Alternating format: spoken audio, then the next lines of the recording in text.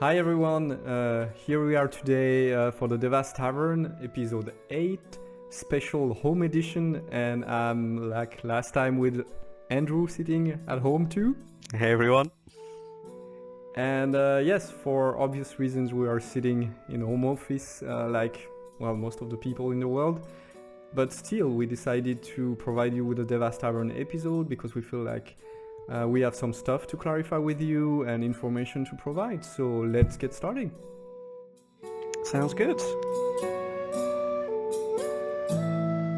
So yeah, first, maybe the major topic and most recent one is the early access server. I got a couple of questions there from users, more general questions on what's behind the scenes and what's the goal here.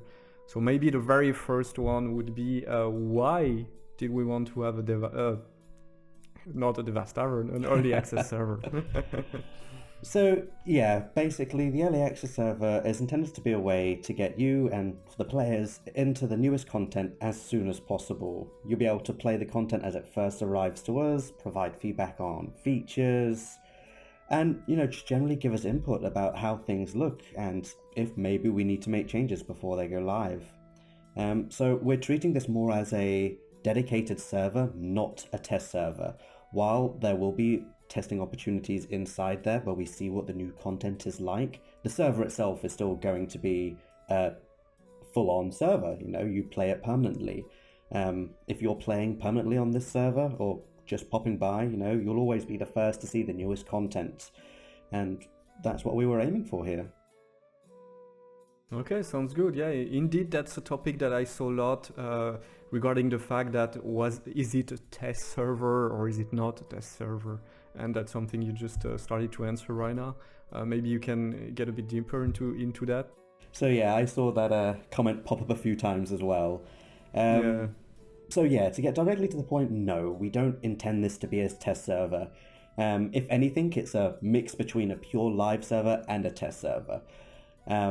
So it's still a brand new server for people to see the content before anyone else does, but also it could be a new home for players. So if you want, the EAS could be your permanent home. It's not going to be turned off. We're not going to be deleting your characters or anything like that. It is a new permanent server for everyone. And the major goal for this server would be to collect all of your feedback that we've already started to see and stuff, and then we add changes as time goes on. And then you will see the early access server evolve as we get closer and closer to a release onto the live server, and then the update will go to the live server as well. Okay, sounds good. I guess that was very important to clarify this for many players. Something else that we could see regarding the feedback that you have read too was why don't people have a head start with the gear if we want them to actually test the upcoming content? So yeah, this kind of falls back onto what I was just saying as well, where we don't want this server to be purely a test server. So we don't want to just be giving away items and everything for free, giving you the best gear so you can go raid and stuff as quick as you can. We want there to be a form of progression in there. We want you to be able to advance your characters and have a feeling of accomplishment when you get to endgame and you get all the gear. In most situations like this, it's just being classed as a normal live server. That's not... Sorry? Yeah, exactly. If I may interrupt, that's really interesting what you're saying right now, because we had the exact same situation with 6.0. We had the PTS, and the early feedback from the PTS was very good, because people had plenty of items and stuff. And the issues that arrived after was the actually getting this gear that they didn't. It was not an obstacle on the PTS, but then on live servers they faced those issues that we didn't foresee, and that's why I think what you just said makes a lot of sense. Yes. But yeah, sorry for interrupting. No, it's fine. But well, like what you said is exactly the point here. So we have seen the feedback and stuff, and we have prepared a few packages to really assist people starting off when they hit the end game. So we will give you some gear to help give you a boost and stuff, but we're not going to give players the best of the best. So we're trying to find an even ground between 6.2 and what we have now. Okay, sounds good. Okay, the most common question now that we've seen since years, we already said a few words about it in the past, but maybe we could clarify again. Why don't we have a classic server instead on AION? So yeah, this is a age-old question, as they say, that we see popping up over and over again. And it's something we've also investigated repeatedly and are still investigating. You know, it's not something we've closed the book on. But the biggest issue of this will just be supporting the server itself. While we do have versions that are backed up from old AION, they're not supported anymore by NCSoft or by us, for example. So we could technically build a server and just throw it on there, but then we have the problems with bugs down the line and no supports, so everything would be handled on our side. So while a lot of the problems we could work on and we could fix, there may be bugs we come across that we just can't fix, and we would need NCSoft support that is just unavailable there. So in general, it's just a very big undertaking, and it's super hard to judge how long this server would last. While we may be able to set it up and it runs fine for a few months, we may then end up running into a game-breaking bug or a game-breaking problem with compatibility between servers and old hardware and new hardware that we just can't fix. So we're just unsure right now.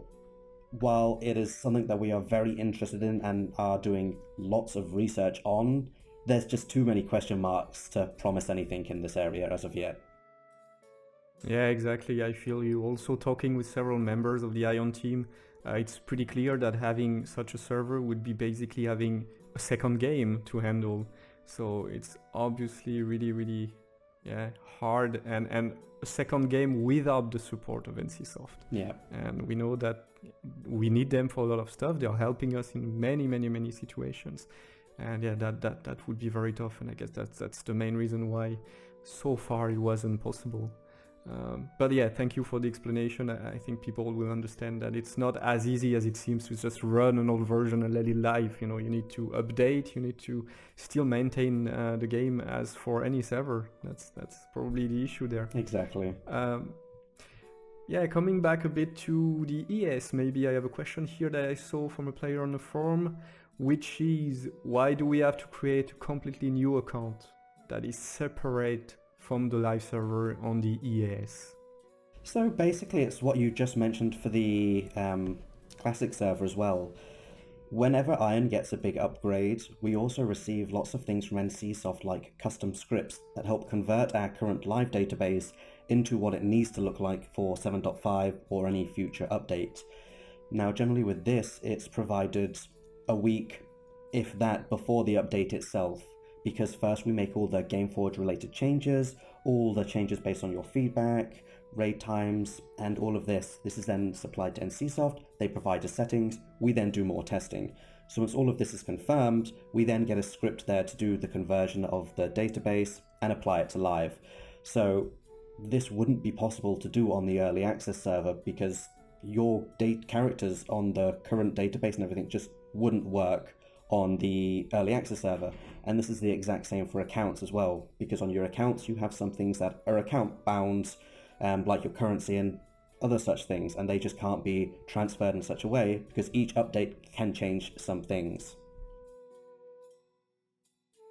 All right. Yeah, obviously, I would like to maybe clarify a few things also about like the current version that we have on early access server is 7.5, and some people were a little bit concerned that some what we call the GF features, the GF settings, were missing on the ERS, so they were basically afraid that, hey, it means that we will nerf it for 7.5 when it's live.